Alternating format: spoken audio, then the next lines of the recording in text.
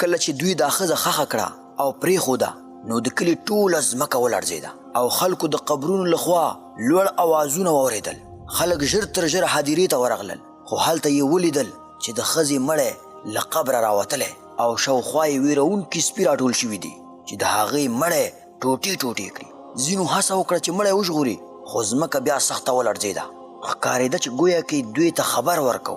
وروسته سپیو مړی له ځان سره یوې نامعلومې سیمې ته یوړو او ټول خلک یې حیران پرېښود. کله چې خلکو وپوښتل چې دا ښځه څوک وه او څه یې کړي وو، نو یو سړی چې هغه یې پیژندله وویل. مخکې له دې چې دا قصه تاسو ته پوره کړم، که تاسو د رسول الله صلی الله علیه وسلم سره مینه لرئ نو ویډیو لایک کړئ، چینل سبسکرایب کړئ او استغفار ووایئ.